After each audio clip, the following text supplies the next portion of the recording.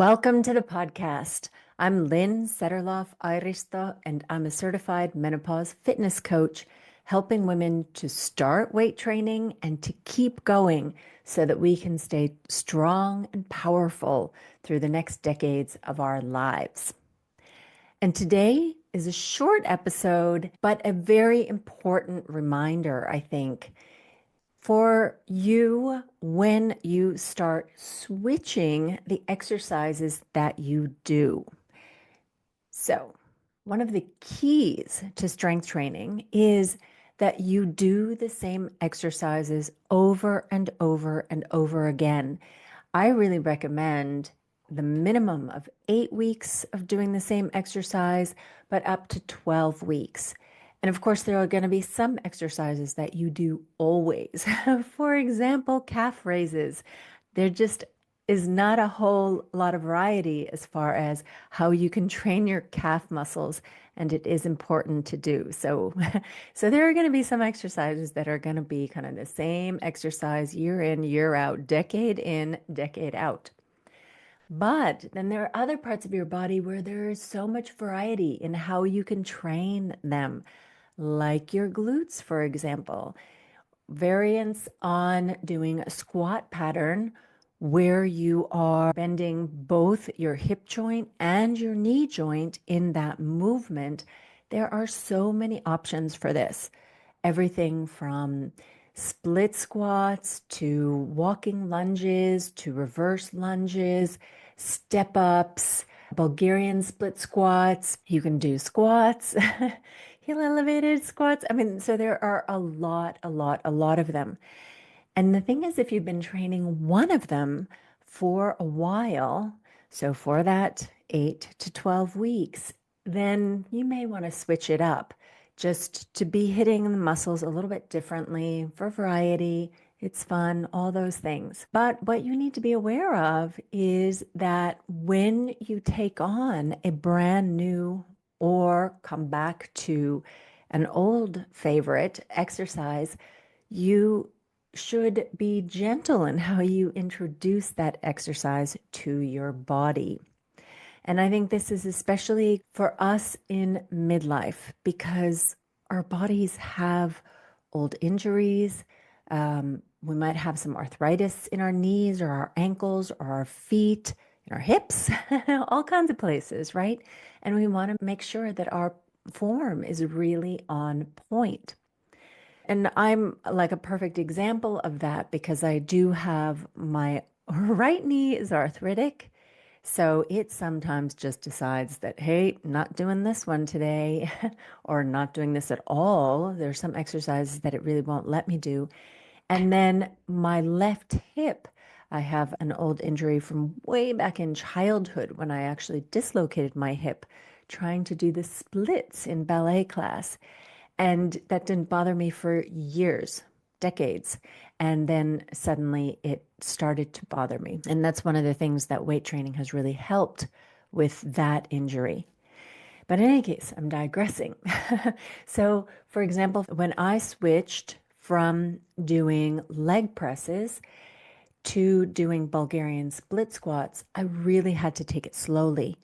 And this is a good way to do it so that you don't injure yourself. Because even though I was strong, right? I have strong muscles. I can do leg presses with really heavy weights. When I went to Bulgarian split squats, I actually started them with just body weight.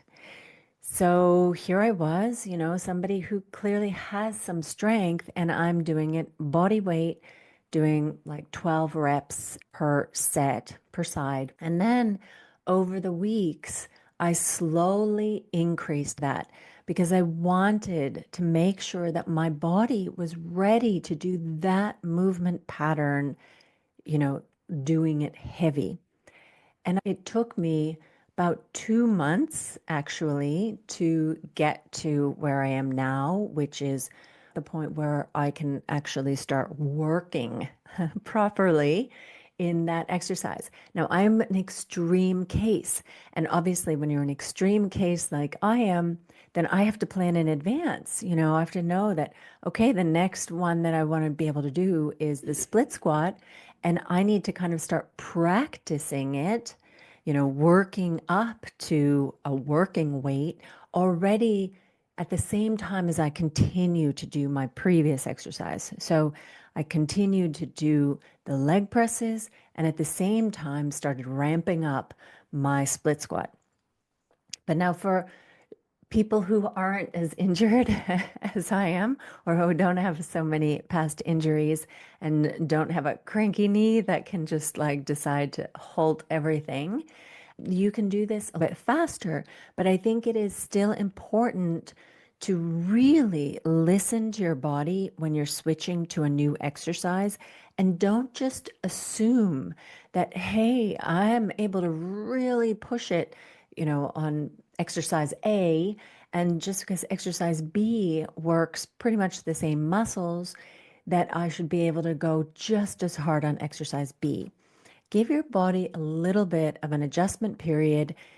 I mean, it could be as short as a couple of weeks, at least a week, right? Of adjusting, getting used to it, and be very careful of your form in that time. That would be a good time to take form videos and do form checks on yourself to make sure that as you start lifting heavier in that new or returning exercise, that you are staying true to form so that you're not, going to start cheating just because you think you should be stronger than you are.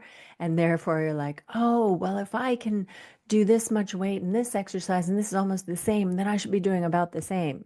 It doesn't quite work that way.